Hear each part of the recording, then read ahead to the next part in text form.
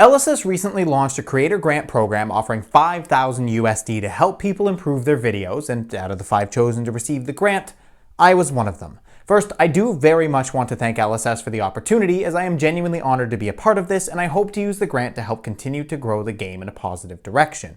But before I discuss my plans, there is an elephant in the room that I want to address first. I have been criticized for coming across as transphobic and misogynistic, and while that was never my intention, I want to address it and take responsibility. When I first started making videos, I had a sign up on the wall asking LSS to commission Therese Nielsen, an artist many people consider transphobic.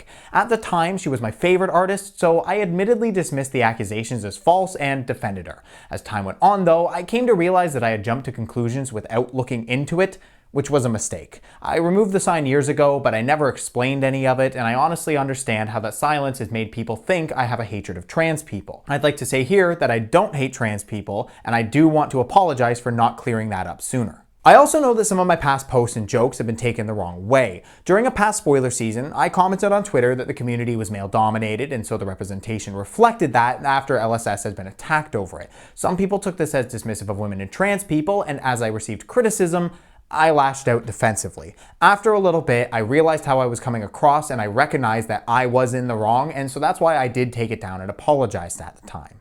More recently, in my Super Slam spoiler video, I had Verdant's joke about her deck being the biggest in the store, and this was taken as a jab at trans people. While that perspective never crossed my mind while I was making the video, I can see in hindsight why it was taken that way. I do try not to make jokes at people's expense like that, so I will be more thoughtful going forward. I also know my past association with Saint and Riddlerman has raised some questions. Back in the day, I was more caught up in the culture war mindset and shared as much on my Chadcast podcast. But as the years went on, I started drifting further away from it. Eventually, my opinions had shifted enough that I wanted to leave the podcast behind and focus solely on making positive content for this channel. When Saint and Riddlerman later released their conversation completely attacking the left, I deleted the Chadcast except for the dev talks because I didn't want to be pulled back into political drama by association. I have changed a fair amount over the years that I've been in Flesh and Blood, and I genuinely wanted to leave that version of myself behind. I feel that if I had addressed all this sooner, I wouldn't have left people to feel that I'm a super hateful person. And I am sorry for the things that I have said that have hurt people. It might not have been my intention,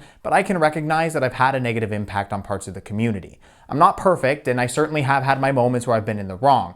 But I do take criticism seriously, and I reflect on it, even if I don't always say so publicly. I genuinely don't want to be a negative person in Flesh and Blood, and I do hope for those of you who watch my channel that I've shown growth over the years. I just want to focus on making the best, most engaging videos I possibly can for anyone of any background to enjoy. I have a channel that thousands of people watch, and my ultimate goal has always been to help grow the game. And graciously, LSS have given me the opportunity to further increase the quality of my videos so that I can continue to do just that. Which brings us to the grant itself. My plan is to purchase a bit more equipment to add to the videos that I've already been making. A new camera so I can have some multi-shots for gameplay, some better lighting, and an upgrade to my backup PC so I can edit smoothly as my laptop behind me is starting to give me issues. I don't plan on spending all of the grant right away though. I've learned over the years with buying equipment for myself that it's best to take some time to really consider what I want to purchase. There's been a few times I've spent a good chunk of money and then never really used the thing I bought, and I don't want to be wasteful with the grant. Plus, my content has changed a lot over the years, and I want to keep some money so that if I come up with new ideas that require something I don't currently have,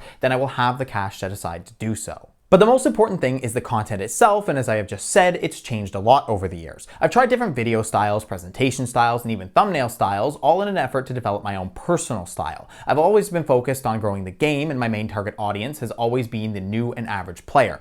I'm a guy who plays these games out of the love for the hobby, not for high-level competitive prowess, and that's the type of player I aim at. A big focus for me has always been taking the knowledge I've gained and passing it down to those who might not be where I'm at yet, and that is going to continue to be a goal of mine. I think the best examples of this are my Armory deck challenges like the Slippy and Ira ones, where I document not just the deck list, but the process of creating it before taking it to the Armory and seeing it in action.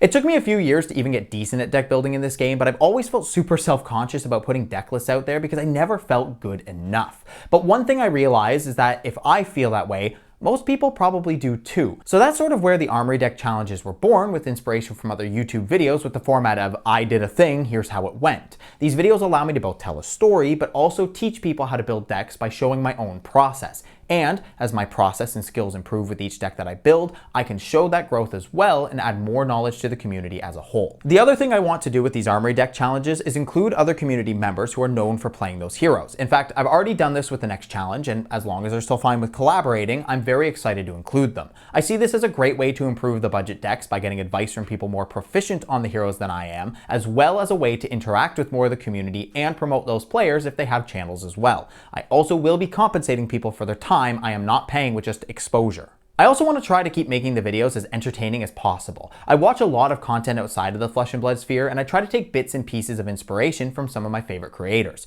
I think most have seen the inspiration I've taken from the Professor's content, but I also have been influenced by the style and humor of creators like Scott Lawaz, who I directly referenced in my Ira Armory video. In fact, one thing I really want to hone in on with this grant is the higher quality videos. I constantly struggle with the pressure to upload as often as possible, and if I'm being honest, I don't thoroughly enjoy those more simple videos. Well, sure, doing the worst card ones and other things like it are somewhat fun, but they don't give me the same satisfaction that the projects that take me weeks to make do. And the off-the-cuff videos, like my bandless reaction and prediction videos, are something I just do not want to do again. I gave it a try, but every time I got to editing for those, I just kept wishing I was doing something more impactful. I do, however, still plan to review each product that's released. I have both a review of the Pleiades Armory deck and Smash Palace on the way, which will be followed up by the Collaborative Armory deck challenge I mentioned earlier. And this is going to be easier for me because LSS is also graciously going to send me the decks early so that I can make these reviews ahead of time and have it out for release day. I did, however, ensure that I am still allowed to review them as I see fit. If I think a deck is bad, I'm going to say so.